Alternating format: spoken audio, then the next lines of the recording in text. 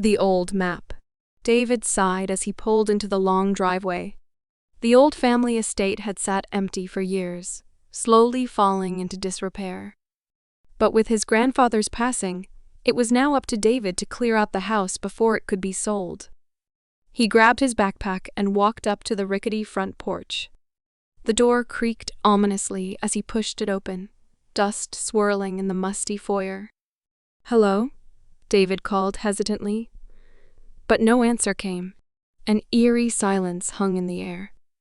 David swept his flashlight around, taking in the peeling wallpaper and warped hardwood floors. Something didn't seem right about this place. He made his way to the study, hoping to find paperwork identifying valuables to sell. Instead, his light fell upon an aged leather book, partially hidden under a stack of papers. Brushing away cobwebs, David pulled it free with curiosity. The embossed letters on the cover read Devereux Family History. Flipping through brittle pages, he found old photographs and newspaper clippings chronicling the estate's origins in the late 1800s. But a folded parchment tucked inside caught his attention the most. Unfurling the yellowed map revealed an area of the nearby woods labeled Devereux Territory. Strange symbols dotted the landscape, along with references to mystical stones and artifacts. David knew his grandfather had been interested in local folklore. Could this map show secret places never found since?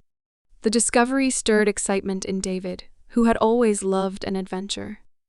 Surely exploring wouldn't hurt, as long as he was back before dark. Grabbing a backpack with supplies, he headed into the dense forest outlined on the mysterious map. For hours, David hiked twisting game trails, consulting the parchment and compass. This deeper part of the woods felt untouched by time. Bird calls echoed strangely as sunlight dappled the foliage. Had he stumbled onto an ancient part of nature, unchanged for centuries? His search brought David to a small clearing dominated by a lone standing stone, etched with spirals and runes. Could it be one of the sites indicated? As he photographed the discovery, a flicker of movement caught his eye among the trees. Heart pounding, David scanned the dense brush but saw no source. Unnerved, he quickened his pace back toward the estate. But night fell sooner than expected, shadows lengthening between the trunks. Strange sounds grew all around as David fought rising panic in the darkness. A snap of a twig spun him around with a gasp, but still nothing could be seen behind. Breaking into a run, David prayed to reach the house before unseen predators might strike. He burst from the trees with relief, only to freeze in terror at the sight before him.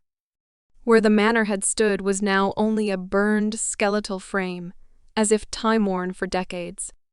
David fumbled for his phone with shaking hands, but of course found no signal this deep in the woods.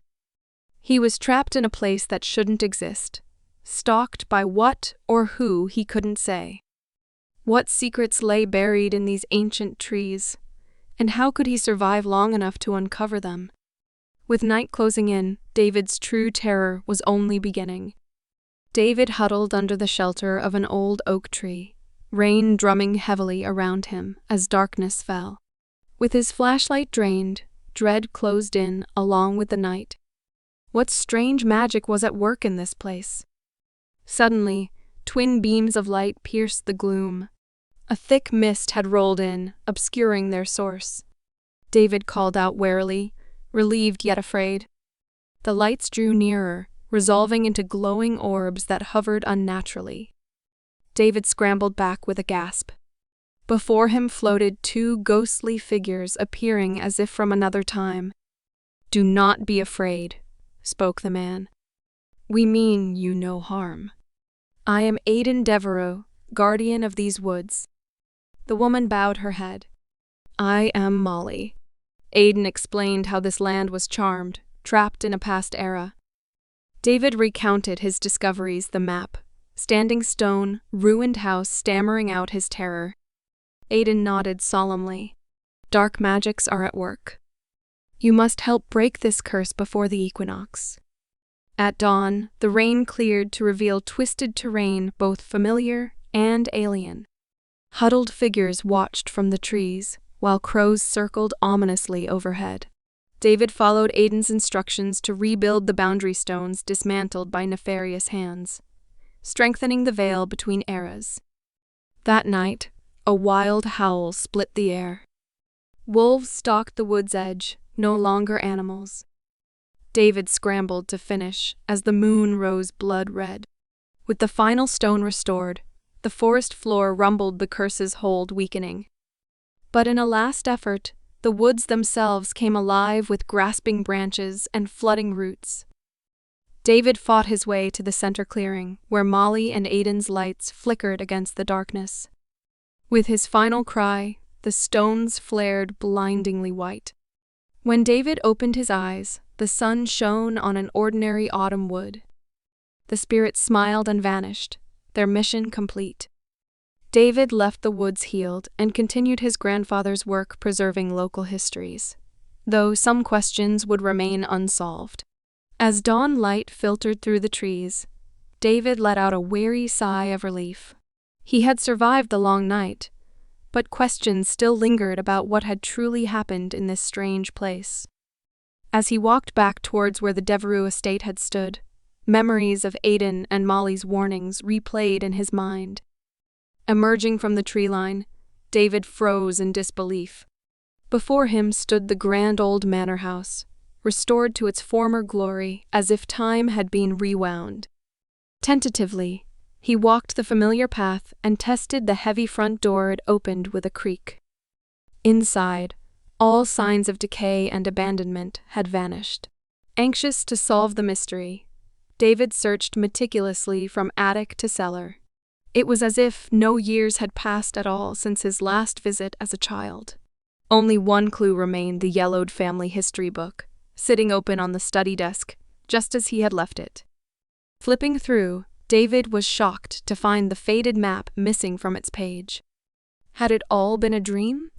Yet somehow the house stood as proof of something beyond rational explanation.